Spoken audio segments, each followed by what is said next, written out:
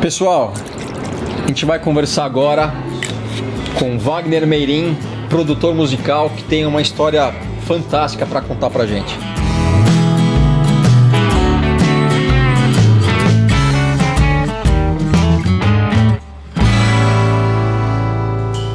Wagner, para você, obrigado por ter vindo. Obrigado pelo convite. Saúde. Vamos lá, conta um pouquinho da sua história pra gente. Eu sou de Florianópolis, né? Aí eu estudei muito tempo música por lá. E aí depois eu resolvi seguir outros rumos, assim, né? Então fui pra morar em Madrid um tempo. Fiquei um tempo lá estudando um pouco. E aí resolvi vir para São Paulo. Eu estudei numa instituição que chama MT, que é a Escola de Música e Tecnologia. Até que eu tive a oportunidade de trabalhar num estúdio que chama Nascena Studios. E lá eu fiquei 9 anos trabalhando lá. E foi um estúdio que me deu bastante projeção de aprendizado, assim, porque eu tive a oportunidade de trabalhar com muita gente do mercado da música nacional, né? Qual era a sua atividade lá? Eu era engenheiro de áudio. Engenheiro de áudio. Fazia todas as gravações, mixagens. Então lá eu tive a oportunidade de trabalhar com Skank, J Quest, Seu Jorge, Herbie Hancock, um monte de gente tanto daqui quanto de fora, assim. Então foi um lugar que me deu foi uma escola incrível, assim. Só que eu sou do rock, né? Então o que aconteceu? Em determinado momento eu resolvi montar uma produtora dentro do estúdio. A gente fez uma parceria e eu montei uma produtora voltada para rock. Porque sempre foi a minha essência, sempre foi o que eu gostei, então... E aí eles toparam, apoiaram, então vinham todos esses artistas e ainda assim eu fazia minhas próprias bandas, né? E aí, em determinado momento, a coisa foi tomando uma proporção gigantesca, assim, eu falei, pronto, agora tá na hora de eu pular pra minha trajetória, né? E eu montei a Loud Factory. Ou seja, você era um profissional do mercado que tinha uma atividade num grande estúdio, um dos maiores, como você disse. Você resolveu largar tudo isso e empreender, tornar uma carreira solo. No meu próprio estúdio. E conta pra mim, como é que é esse estúdio hoje, o que você faz? Você faz exatamente as mesmas coisas que o outro estúdio fazia? Mais ou menos. O que a gente resolveu fazer? A gente via que, quando a gente trabalhou na cena, a gente via que, por exemplo, no ramo do sertanejo, da MPB, dos outros estilos, a coisa era tudo muito estruturada. Então, o artista vinha, a dupla sertaneja, gravava, eles já tinham toda uma sequência de carreira já programada. A estratégia estava totalmente já desenhada. Já tinha o fotógrafo, o figurino já estava pronto, a turnê já estava montada. Que tudo isso é planejado, então? Claro, totalmente. E isso é muito importante para um artista conseguir chegar onde ele quer, né? Então ter toda uma equipe por trás, fazendo um trabalho profissional e já planejado é fundamental e é o que a gente vê dando certo, né? Então... E aí eu pensei, mas isso não tem no rock, né, de certa forma. Então tem muita banda, por exemplo, que vai lá produzir com a gente, que eles não têm a mínima ideia do que fazer depois que o disco está pronto. Eles fazem isso por paixão, mas sem pensar no mercado profissional, na carreira, é isso? Exatamente. São amigos ou pessoas que curtem um determinado tipo de som. Exatamente. E resolvem se juntar. Vamos fazer um disco. E agora o que vai acontecer? A gente não tem a mínima ideia. Eu falei, bom, aí tá um gancho, né? Então eu vou montar uma produtora que a banda, quando ela termine, eu faço o disco dela, produzo o disco dela, faço a produção musical inteira, mas ela já vai ter vários profissionais agregados que ela possa já fazer o clipe, fotografia, que já leve ele para tocar em outro país, que já tenha, que monte roupa para ele, que faça toda a programação, né? Quando foi isso? Quando é que você resolveu? Foi em 6 anos atrás, em 2011. Foi em 2011. E aí a coisa foi tomando uma proporção maior, porque todo mundo começou a perceber aquilo como um abrigo, assim, tipo, é a única produtora que tá fazendo, abraçando as bandas e dando uma direção, né? E isso acabou atraindo muitas bandas. Hoje em dia a gente tá com 9 bandas ao mesmo tempo produzindo. É mesmo. Então... E você faz toda a parte, você dá o direcionamento, você fala isso é legal, isso não é legal, tudo. Isso tem condições de se desenvolver comercialmente, isso não é comercial, o mercado não aceita. Exato. Como que é a reação das bandas? Então... Porque eu imagino que você está trabalhando com gostos pessoais, com a questão do ego. Como é que eles recebem isso? Então, aí o trabalho começa um pouco antes, né? Porque... Tem um trabalho psicológico também envolvido. Nossa senhora, porque na real, produção musical, 70% dela é psicologia. 30% é você saber de música e o que tem que ser feito, né? O resto é psicologia. Porque normalmente vão ser 5 pessoas que nem elas sabem no fundo porque elas estão juntas lá no fundo. Então você tem que ir lá, tentar entender o perfil de cada uma delas, tentar entender pouco a pouco com as reuniões o porquê que aquela banda é aquilo, por que um cara que gosta de um tal estilo se juntou com um cara que gosta de outro estilo, com outro de outro estilo e resolveram montar uma banda. Você tem que entender de onde eles vieram, você tem que entender que isso tudo tem que levar em consideração. A partir do momento que você entendeu a persona, você entendeu o que eles buscam com aquilo, aí você consegue direcionar, né?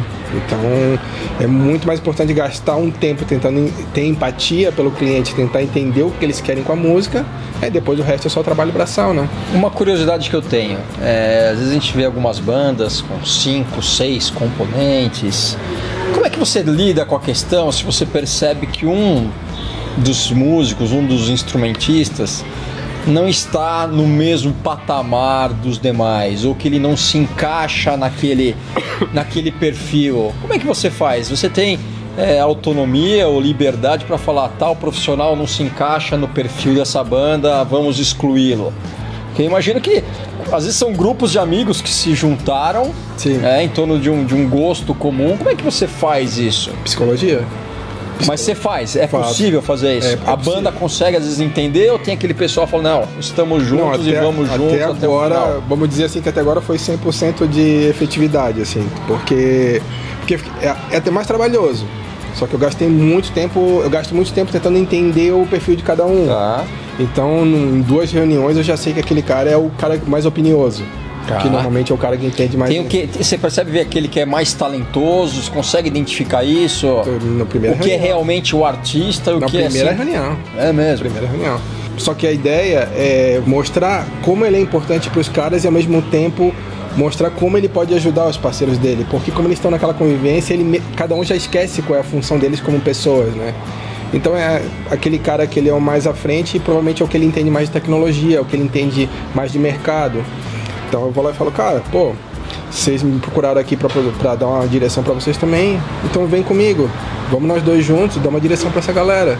Então eu valorizo o lado dele, como ele pode ajudar os amigos dele, e vou lá e eu dou uma ajuda também pros outros e falo que você é muito bom nisso, mas você poderia melhorar isso aqui, e quem sabe tu, eu e ele, nós juntos a gente consegue fazer com que você consiga melhorar. É como uma equipe esportiva, um time de futebol. Nossa! Tem o carregador de piano, tem o astro, tem aquele cara que é o decisivo, tem o comandante, é a mesma coisa. O da frente você tem que puxar e falar, cara, tá aqui, ó, você tem mais 10 querendo chutar contigo.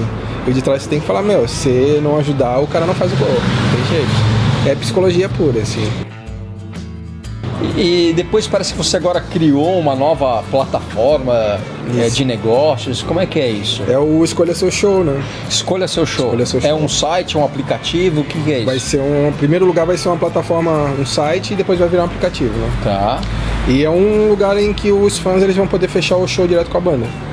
Direto com a banda, sem intermediário? Sem intermediário. Sem empresário? Sem empresário. Os empresários devem estar felizes pra caramba com você. Então... Você vai entrar no site, eu vou escolher, eu gosto da banda tal, eu quero essa banda aqui na minha festa, na minha empresa, na minha cidade, no dia tal. É isso aí. Mas e como eu vou pagar pelo site? Vai ser uma compra online, isso? Exatamente. Então, mas a estrutura, como é que vai funcionar? Vai ser tipo o crowdfunding. Assim, gostaria de JQuest em São Luís dos Pinhais, São José dos Pinhais lá, não sei o quê. Então você entra lá, você escolhe a cidade, você escolhe o JQuest e você inicia uma pré-campanha. Porque também não pode ser só uma pessoa que chame a banda. Mas aí eu vou ter que estar integrado, por exemplo, a agenda desses caras. Ou a agenda desses caras vai estar alimentada no meu site. Não, é livre. Como é que eu vou saber se eles estão livres nesse dia? Por enquanto a data não é importante. Então. Entendi. Então já tem um show pago. É isso que acontece. Então, entendi. Então, tipo, quero o JQuest aqui em São José. Beleza. Então eu vou lá e aí aparece o site já faz um cálculo do mínimo de pessoas que você precisa para contactar a banda. Tá. Porque quando a gente criou a plataforma, só uma pessoa podia entrar em contato com a banda, então o servidor ia ficar gigantesco. Então, mas você vai ter um banco de dados que eu sei que um show do JQuest custa X mil reais, do Skank não. Mas como é que eu vou calcular então? Aí o... Crespinho de milho. Obrigado, crespinho de milho. É recheado com queijo esse? Esse é bom. Então você escolheu a banda, você escolheu a cidade. E aí você tem que divulgar para conseguir um mínimo de pessoas para poder entrar em contato com a banda. Ah, entendi. Quando você conseguir esse mínimo de pessoas, a banda é avisada. Tem uma possibilidade de show em tal cidade. Como vai ser? Entendi. Aí a banda fala, vai ser... Deixa com a gente que a gente já vai responder. A banda tem um tempo para responder. Então ela fala, a gente viu que vai ser no lugar tal, no dia tal, e ela estipula o valor. Então abre um contador lá, e aí os fãs começam a Entendi. Atingiu o valor, você viabilizou o evento. Os fãs entram lá e eles vão dando as preferências deles. Então, você sabe, por exemplo, que no Paraná as pessoas querem tais bandas. Em Goiás elas querem outras. Então, baseado nisso, você monta a sua turnê. Entendi. Então, não vou me jogar lá pro Acre com uma banda de jazz, exemplo, e eu sei que não tem o público lá para... Na verdade, o público vai decidir isso. A gente gosta disso, a gente quer isso aqui. A gente acabou de captar um investimento para isso, a gente conseguiu uns investidores interessados. E ela está em desenvolvimento, ela vai ficar pronta em janeiro. Então, ano que vem teremos algumas novidades aí no setor musical. Com certeza. Me fala uma coisa, se você pudesse indicar um livro para alguém, que livro seria e por quê? Um dos produtores assim que mais me inspirou na história é Phil Ramone. Ele trabalhou com Barbra Streisand, com todo mundo da música, assim. Esse é um produtor? Ele é um produtor famosão, assim, trabalhou com todo mundo da música, assim, principalmente anos 70, 80, e todos os livros dele eu indico, todos, assim, quem quiser iniciar no ramo da produção musical, entender o que é tratar um artista, como é que é lidar com um artista. Esse livro, os livros dele, aliás, eles sempre tem um toque de como a visão dele lidando com os artistas, todos. Então todos os livros dele eu sempre via como ele lidava com os artistas, como ele lidava com as situações. Então pra mim ele é uma obra que os profissionais da área precisam conhecer. Nossa, com certeza. Principalmente porque, como psicologia é uma das coisas mais importantes nisso, ele é um dos mestres nisso, assim.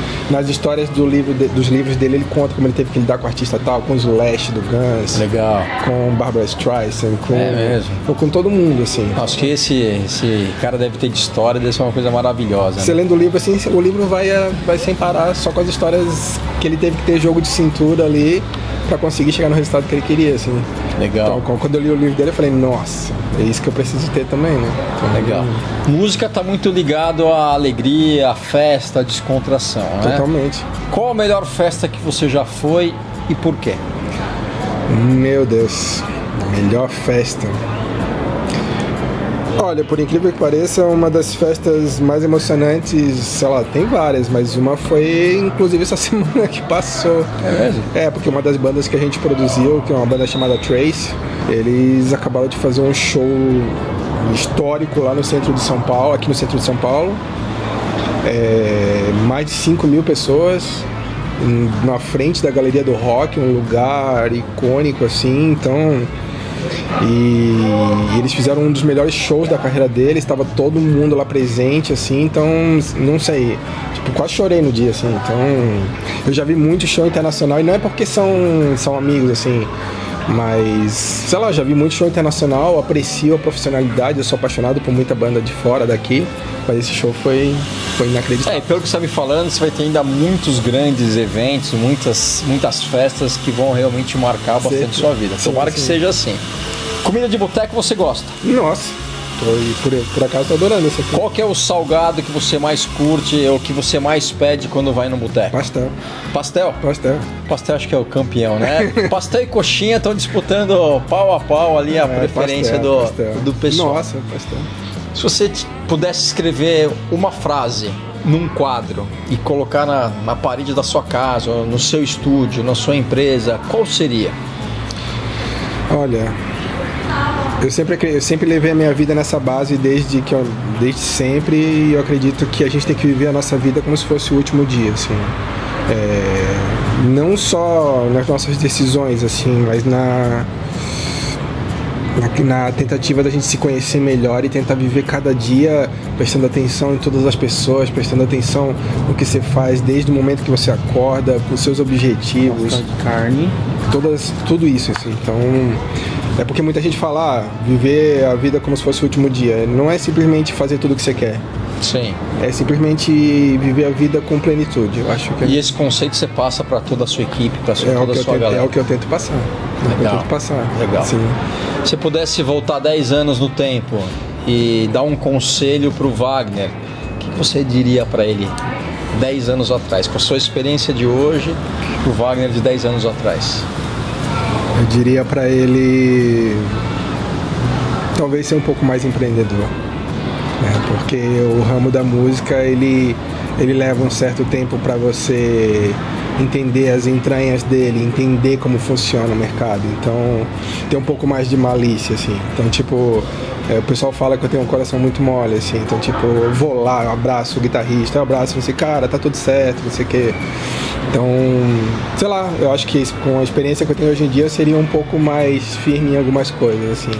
Mas foi uma caminhada que me ajudou a ser o que eu sou agora, né? Então, mas eu diria para ele ser um pouco mais firme. Legal, eu te diria que pelo que você já me relatou dessa sua trajetória, as suas decisões devem ter sido tomadas no momento certo, então tenha certeza que você ainda tem muita coisa pela frente, não tenho dúvida nenhuma que você vai ter muito sucesso, a gente vai ouvir muito falar da sua plataforma, escolha o seu show e quem sabe um dia eu consigo trazer um artista, meu artista preferido para a festa da minha empresa ou da minha cidade. Claro. Cara, obrigado pela sua participação. Valeu muito conhecer um pouquinho esse outro mercado que eu não conhecia. E valeu. E obrigado pelo convite. Né? Imagina, que isso. Foi um prazer. Parabéns pela iniciativa. Obrigado, cara. Valeu.